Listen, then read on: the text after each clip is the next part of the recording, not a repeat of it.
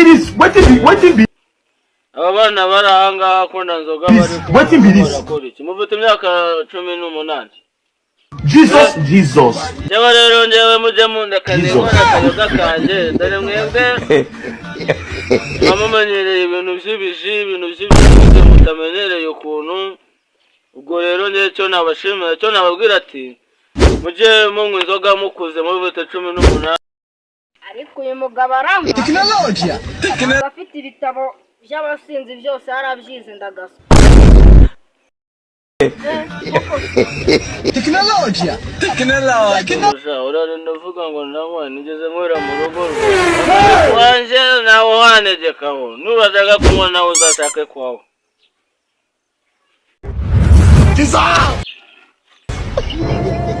ugiriye ako karuru uvuga ngo ni inzu nakukodesha niyo nzu ugira ari gusa nk'urara muri toilette umuntu aroga cyangwa araheruka koga What be this?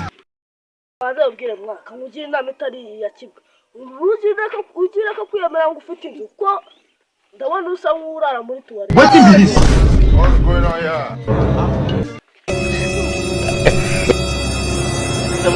Ndumwira ngo ntago njya karuri kanje wowe hano ni kwawe zuba kwa nyogokuru Jesus. Kembera mumenya we urabya usanga ari mu karuri ka Let's have it. imbwirira atawe Technology aka karuri gikodesha 18,000 bakaza kucyishyuza nayo gifite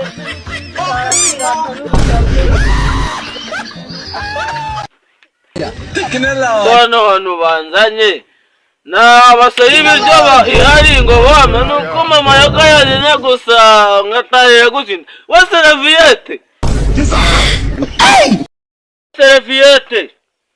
reka titabara urwo yivuze mu kanwa cha mu binono Let's have it.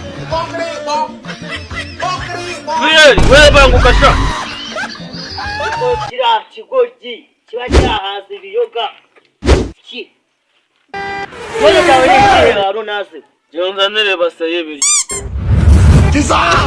ibi ngibi sha umva What be this? batunga muri batatu mu nzu ufite ibisone bibiri bijya nk'ururuntu sha umva ndakubwira sha umva nkubwira ufite ibisone bitatu bijya nk'ururuntu wabijugunya mu nzu kigendera we ntabwo wabatunga nabo we beguruja urabibagwana haza n'ibiyoga Jesus.